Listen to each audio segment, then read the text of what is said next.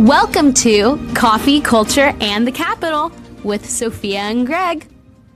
Hello, everyone, and welcome back to Coffee, Culture, and the Capital. And before we kick off, we normally have our coffee drinks for the podcast, but we both have different drinks today. So, Greg, what do you have? I have the hint. No calories and no sweeteners, but it's water infused with strawberry and kiwi essences. Oh, there you go. There you go.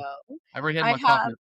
Yes, I have this is a huge drink. It's called a dirty soda. I don't really drink soda at all, but every once in a while it's a fun drink. My friend just brought it to me, and it is, I think, a Diet Coke with lime and like creamers that you put in a coffee. It's like this trendy thing right now, but that's my fun drink for the day. Nice. And yes, very fun, very different. But Greg, on the last podcast episode, we had let everyone know that we had just had a press conference and went inside a CIF meeting. And so I wanted to share with everyone a little bit about what went down there. And Greg, this press conference looked a little bit different than past Save Girls Sports press conferences. And why was that?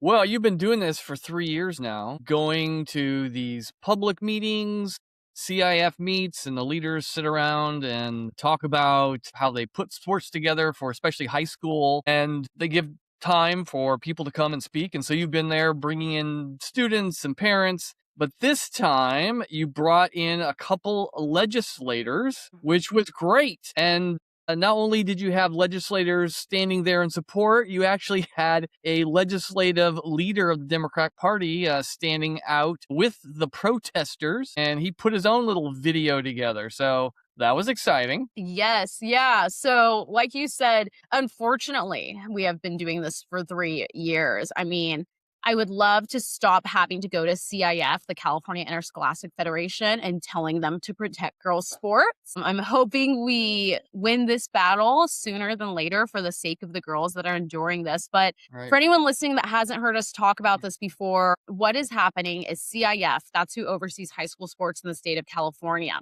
They have a policy in place. It's Bylaw 300D, which allows males to be in females' sports and locker rooms.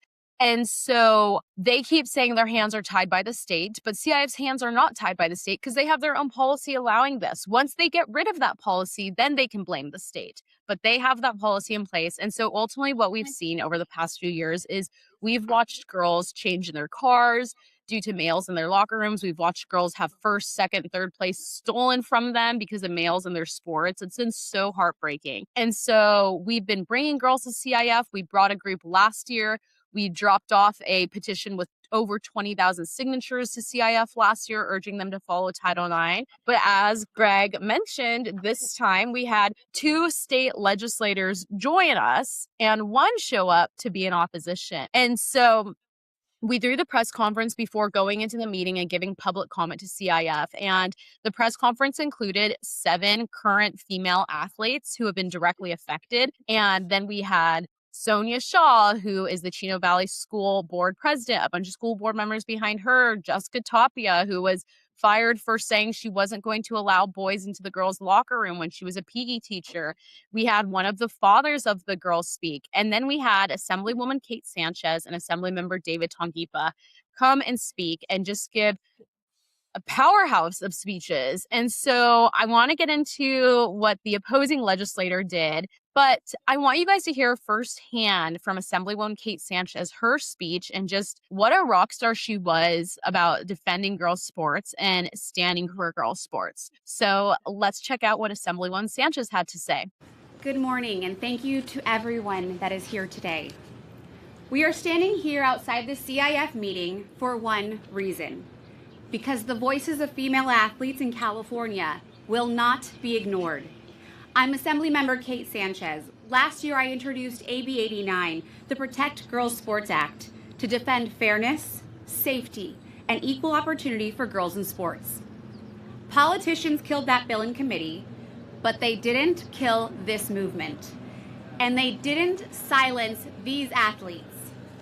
Title IX was never meant to be controversial. It was meant to guarantee girls a fair shot. a fair race, a fair roster, and a fair opportunity to win. It created scholarships, it created confidence, it created generations of strong, successful women. And now that is being chipped away piece by piece. Across California, girls are being forced to compete against biological males. They're losing podium spots, losing championships, losing scholarships they have trained their entire lives for. Some are even losing the basic right to privacy and safety in their own locker rooms. Let me be clear, that is not equality. That is not progress, and we will not pretend like it is. CIF leadership has a responsibility to protect girls, not sideline them, not silence them, and not sacrifice them to political pressure. Policies have consequences, and right now those consequences are falling squarely on young women who did everything right. But look around. These athletes are not backing down. These parents are not backing down. And I promise you, we are not backing down.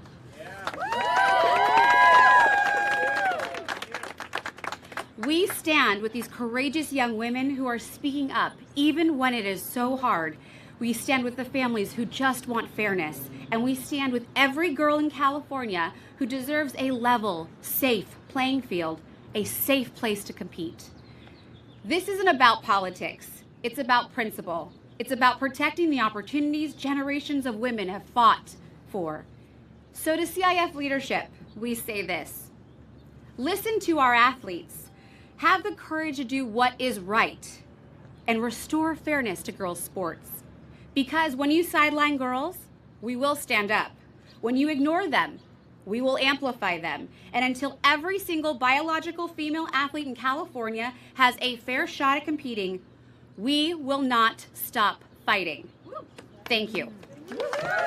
That was a great speech. You know, what made it great was it was strong, emphatic, no hesitating. She understood the issue. She brought up the issue of privacy. You know, these girls not only are forced to compete against boys when they have a biological advantage, they're being forced into situations where they have to undress with boys just looking on. And it's unconscionable that, you know, we're letting this happen.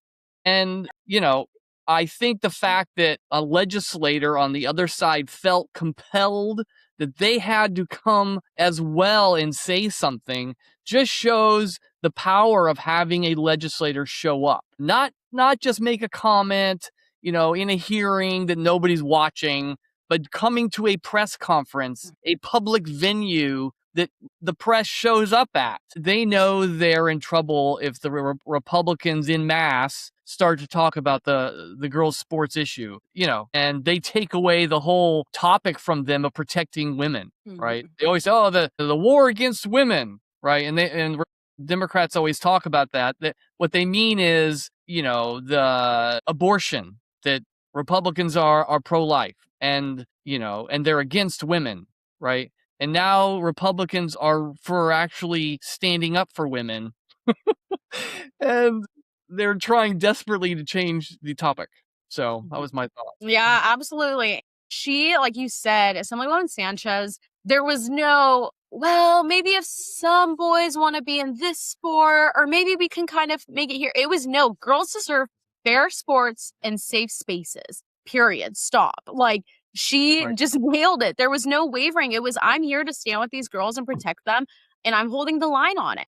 And it was so powerful. And Assemblymember David Tangipa, who also spoke, did a phenomenal job just laying down the line, calling out other men to join him in this battle. I mean, he played Division I football, so he understands what it means to be an athlete. And I mean, he's 6'5", 6'6", standing next to the other female athletes that are like over a foot shorter than him. And so you see these biological differences. But like you said, Assemblymember Josh Lowenthal showed up to the press conference. And, you know, I saw him standing across the street, recording a video with us all in the background. So I went up to him and said, hey, since you're here, we would love to have you come speak if you're going to protect girls. And I said, if you look over at the press conference, because he is a Democrat, that is his party, I said, there are some signs that say Democrats want safe spaces for kids too. Democrats are Title IX. This isn't a partisan issue. It's common sense that girls deserve fair and safe sports. And so if you want to stand with the girls in protection of girls, come speak. This is open for you. And he goes, thank you. Like that. Like, obviously was not having what I had to say. So I just said, okay, I'll be standing over there. If you decide you want to protect girls, just come find me and we'll get you in the press conference. And so he made his way over to the press conference, but not to speak, but to flip off the press conference. So, there's a lot of legislators who make it clear they stand directly against the protection of girls and females' safe spaces and safe sports based off of their voting record, based off what they're doing. But he went a step further to actually give a middle finger to the press conference. And it's What? Was that like in the middle? Was that in the middle of the press conference? Or Yes. who was speaking when he said it? It was in the middle of the press conference. I believe it was when Assemblymember David Tangipa was speaking. I would have to circle back on that. But Right, it right. was the fact that it was the girls who noticed it. The Right. girls, who's that guy in the nice suit that gave us the middle finger? And now these high school girls are watching the lack of decorum from these state legislators. I mean, how do these people get in office? Mind you, he has kids. He has daughters. And so he basically gave the middle finger to his daughters that day too. But as you said, Greg, he decided to post a little video on social media about him being there. And I have a couple things to say about this video. One thing that he referenced was that Assemblymember Sanchez and Tangipa didn't even have the decency to let him know that they were going to be in Long Beach, because Long Beach is in his district. First of all, the district you represent, you don't own that land. Any legislator can go wherever they would like to stand up for issues. They don't have to tell you, hey, is it okay if I come to Long Beach to protect girls' sports? They can go wherever they want. And also, not even to go down this whole rabbit trail, but something that was just a little ironic was he was wearing his ICE out pin, but all of a sudden he now wants borders of the districts and you have to let me know if you're coming into my district. And so that was just a little ironic. Second of all, he mentioned in the video that this is performative politics and that people aren't actually for protecting girls' sports. Then why was there 7 female athletes that have been directly affected by this, missing school for the day, missing different appointments and all these things to be there to speak for their protection? Are those 7 girls playing performative politics, or do they just want their protection? And so I also want to read what Assemblywoman Kate Sanchez commented on his post, because she just doubled down. And so she said, at Assemblymember Lowenthal, I would really love it if men like you would stop telling women like me how to think and act. You have my number and can call anytime. And so, yeah, the Democrats at the California Capitol, because they have killed girl sports bills on a party line vote, they're choosing to die on this hill, which is a really strange hill to die on because it's something that so many people agree with across party lines. And they're upset that the Republican legislators are taking a stand to protect girls' sports. But I am just so proud and so grateful to see Assembly members Sanchez and Tangipa double down on the truth, double down for protection of girls, and say, you're not going to bully me into being silent. And so with that, we also wanted to show you guys a video of one of the girls speaking and one of the fathers speaking. So let's watch this clip of Ryan Starling speaking outside of the press conference. His daughter, Taylor Starling, is a senior in high school who has firsthand faced this issue. So let's hear from Ryan Starling and what he has to say. I remember as a father holding her. She was 3 pounds 1 ounce when she was born. She had breathing tubes in her. She had feeding tubes in her. And I remember holding her in the palm of my hand, vowing to let nobody ever hurt her. And I will continue to honor that until the day I die. And I will continue to fight for all of these girls because of that. What a lot of people don't know is Taylor's a triplet. So she shared a womb with her sister and her brother. Got the same nutrients, got the same everything. She is now 5'4". Her brother is 6'4". So you can't tell me that there is not a difference between men and women, a foot difference, right? Shared the same womb, same nutrients, same everything. That's the difference. That's what we are fighting for. These girls deserve their own spaces. They deserve the right to compete on their own team and not on co-ed sports, okay?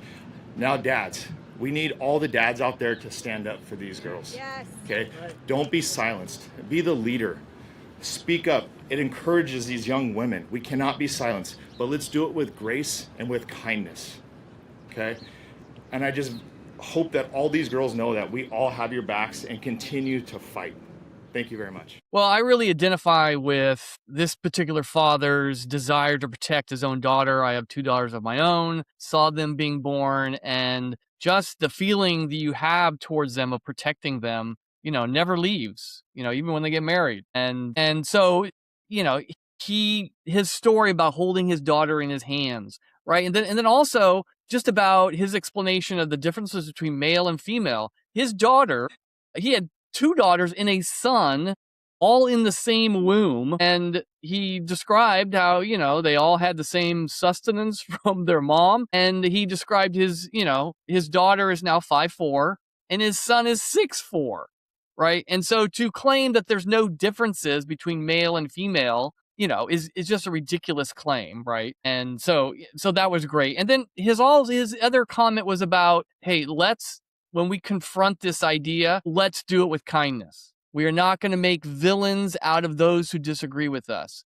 We're not going to make villains out of the confused boys who think they're girls and have been affirmed and encouraged by everybody around them, right, to believe this about themselves, right? You need, when you're confronting this, to realize that those are human beings who have value, and you don't treat them as less than, a creature, human being that God created, right? That has the same value as you do. So remember, and we all need to remember that when we're very emotional and, rightly so, about things that are wrong that the government's doing, right? We have to do this with kindness, right? So I thought that was a great reminder. Absolutely. And I think this father has every right to just be like, I'm angry, I'm mad, like all this stuff. But like you said, Greg, he's like, we need to approach this with truth and with grace. And because, to hear just like what he was saying that happened to his daughter, that she was compared to a Nazi because she was wearing a Save Girl sports shirt, that she lost her varsity spot to a male that wasn't even showing up to that many practices. And this is also what every father should be doing.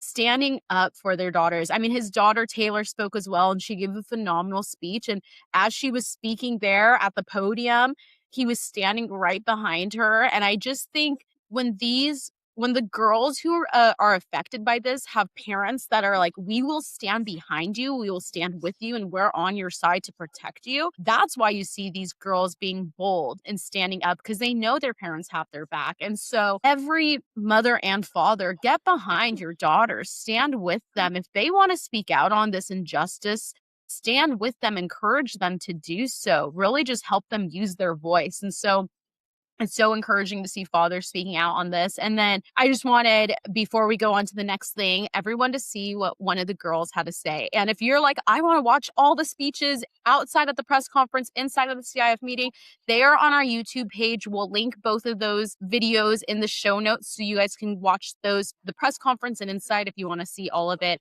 But we had a couple of female athletes speak inside directly to CIF. And it was so powerful because the girl would stand at the podium speaking and the rest of the girls stood behind them, and they switched off and they were standing there united. And it's really cool because these girls go to different schools. They only know each other because they're standing together on this issue. We had girls from Central California. We had girls from different schools in Southern California. And they're standing there together, united, to stand up for not just themselves, but all California girls on this issue. And so the girls were just so well spoken, did such a good job, and made it very clear that they're not there to attack anyone or cause harm to anyone. They simply just want their safe and protected spaces. And so we're going to hear from Reese Hogan, who has had to compete against a male the last 2 years. And something that's just really powerful about Reese's speech that you guys will hear from her that's directly inside CIF is she talked about that one day in track and field, she got a personal record and broke her school record and still got second place because a male stole first. She broke her school record and a male still beat her. And that's the truth of these biological differences. So let's go ahead and check out this video of Reese Hogan. Hello, my name is Reese Hogan, and I do track and field at Korean Lutheran High School. I'm a varsity tri-sport athlete, and I have dedicated most of my life to sports. This has all come with sacrifice and relentless effort to my sport. Track is just not something I do, it's who I am. I train to push my limits, to compete fairly, and to earn every achievement through hard work. But over the past 2 years, that fairness has been taken away from me. On May 4th, 2024, May 10th, 2025, May 17th, 2025, May 30th, 2025, and January 31st, 2026, I competed in meets where I lost to a male athlete competing in a girls' track and field. These are not isolated incidents. They are repeated moments where female athletes like me were directly affected by policies that ignore reality. Last spring at CIF finals, I competed in the triple jump. I jumped 37.2, earning a new personal record and breaking my school record. It was one of the proudest moments of my athletic career. That jump should have earned me first place. Instead, I placed second. First place went to a male athlete who jumped 41.4, beating me by over 4 feet. I felt pride in my accomplishment, but also deep disappointment because my hard work, my record-breaking performance, and my rightful title were taken away from me simply because CIF allowed a male to compete in the girls' division.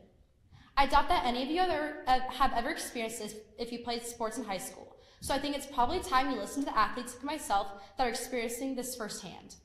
CIF, why won't you do anything? By allowing men to compete in women's sports, you are putting girls in danger and stripping them of fair competition. There is a reason sports are divided by sex, and that reason is obvious. Fairness and safety. It is not a matter of opinion, it is a matter of fact. If men and women competed together, it would not be equal and it would not be safe. Yet that is exactly what is being forced upon female athletes. You are protecting males competing in women's sports more than you are protecting the women the sport was created for. CIF, make it make sense and protect girls in girls' sports. Thank you. You know, in these contests where people are doing long jump or triple jump, you know, the winner wins the contest generally by inches, right? Just barely makes it past. And I'm sure this young athlete, you know, beat the school record by probably an inch, maybe less than an inch, right? And then the male comes along and wins by 4 feet. Come on.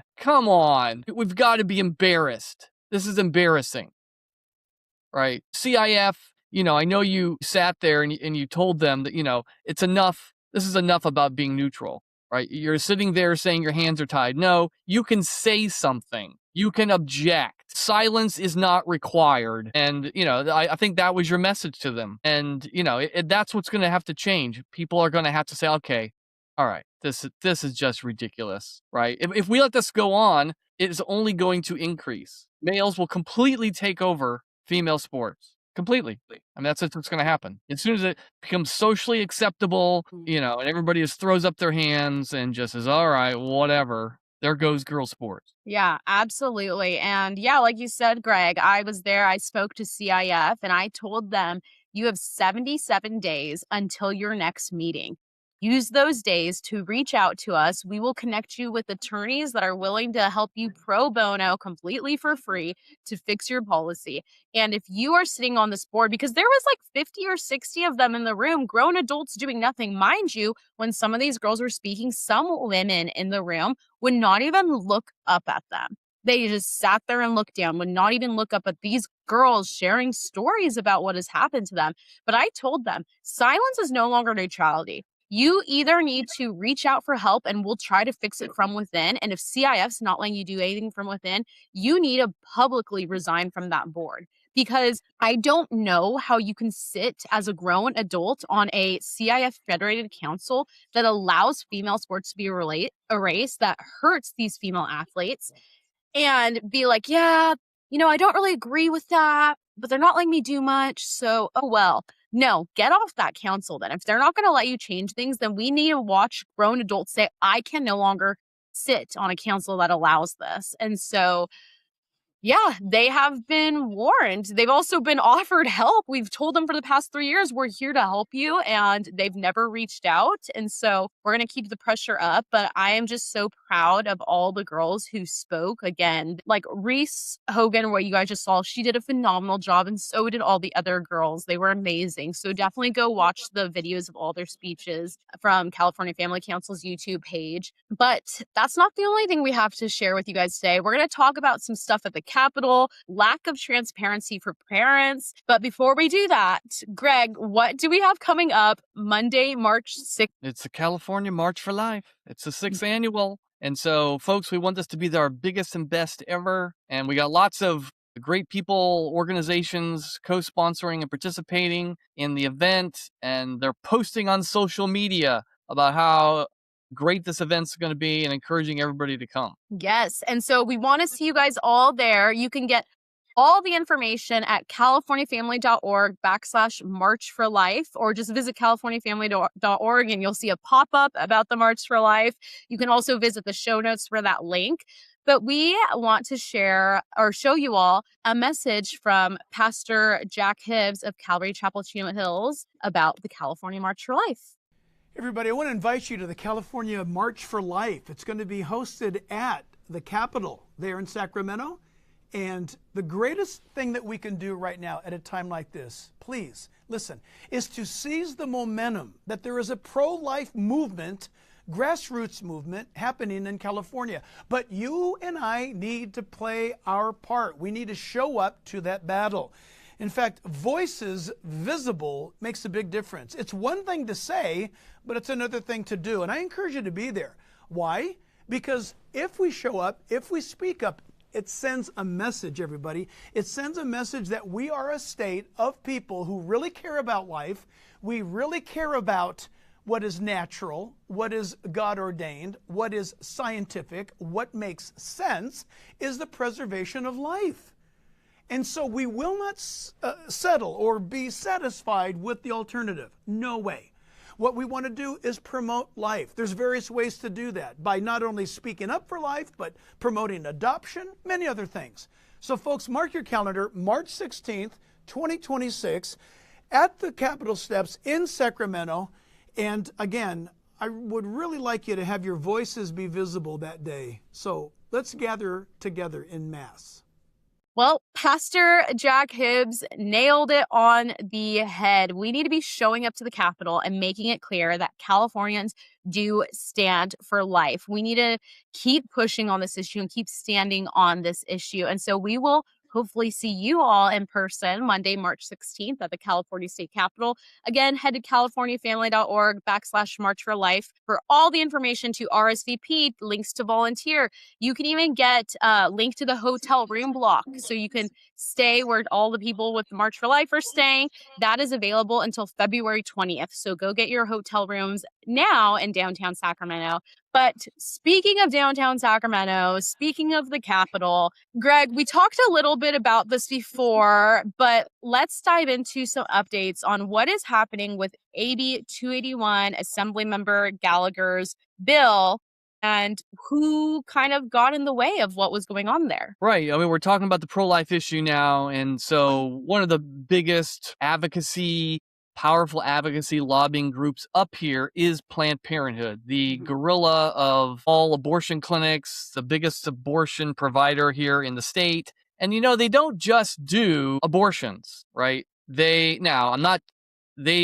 claim they do all kinds of other medical, services, but really it's all geared towards getting people into the clinic and selling them abortions. And part of that sales strategy is making sure that they're getting into our schools and providing kids with sex ed. Now, I don't know if I think most people realize that California has a law that requires all kids in public school to receive sex ed in 7th or 8th grade, and then once more in high school, right? So we know that's happening, but do we know that Planned Parenthood is showing up at your school and they're the ones providing the training? But that is exactly what they're doing. But most parents don't know about it.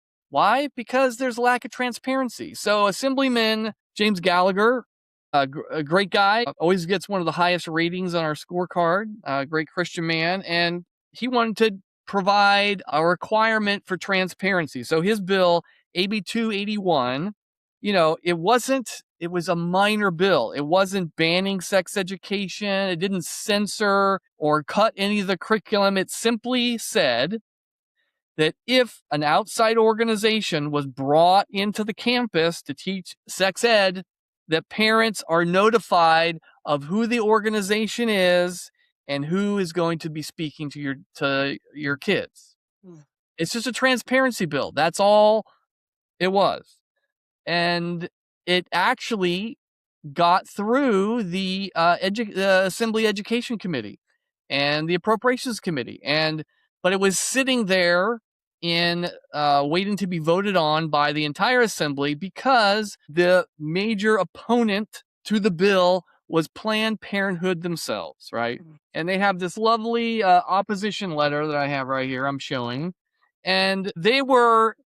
This is what the letter says. Here's what they were complaining about. It says, the Healthy Youth Act, which is the bill that requires sex ed in schools, requires the parents are to be informed when guest speakers are providing instruction. But this bill adds something additional and explicitly requires the schools to notify the name of each outside consultant, right? So they're fine with the school telling parents, yeah, there's an outside group going to be coming in, but what they objected to was actually telling parents which group it was. Now, why do you think that is?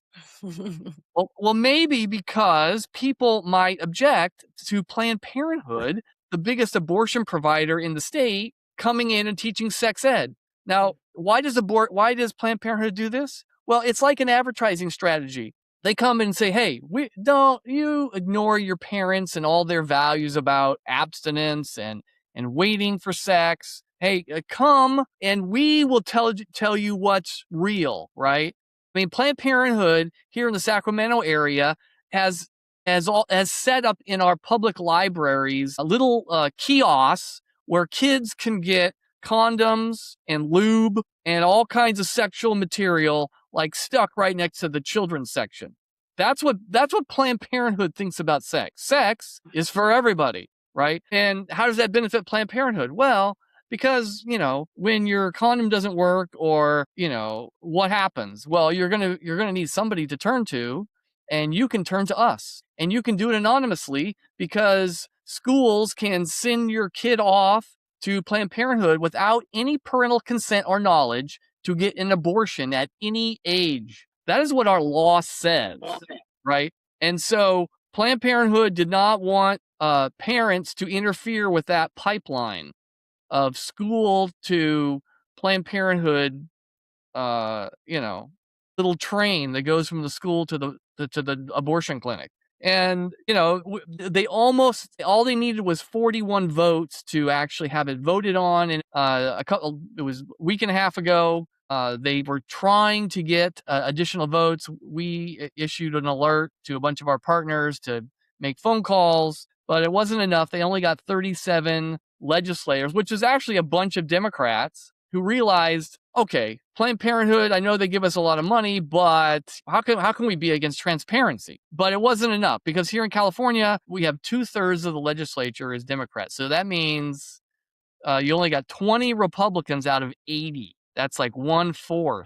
And so you need 41 legislators to get a bill passed. And so they only got promises from 37. So the bill never came up for a vote and it died. So that was kind of disappointing, but it just reveals the power of Planned Parenthood and how ridiculous they are and how they really don't want parents involved in knowing what they're up to in our schools. Absolutely. And so we told you guys all about this bill. We told you guys when to make phone calls, and so many of you did. And so that's what we'll be continuing to do all legislative session. We are going to keep you updated on bills. We're going to tell you who to call. We'll give you talking points. We'll give you phone numbers of who to call as well to either urge a yes vote or urge a no vote. And so if you're like, how do I get all of that from you guys? Go to californiafamily.org and sign up for our newsletter. You will get a weekly email with the lay of the land of what's happening in California. Follow us at California Family Council on Instagram, Facebook, X, and you will also see those posts whenever it's like, we have 3 hours to make a phone call. We'll be posting that on social media. So follow us on social media, sign up for the newsletter, stay up to date with what is going on, as well as California Family Council. We are a nonprofit, so we run fully off of donations. And so if you feel called in your heart to donate to us, you can do that at californiafamily.org. But if you're not able to do that, please still use our resources. Please still be praying for California. Be praying for us to continue to fight for our biblical values here in the state and make it to any events you can. And so with that, we will see you all next time.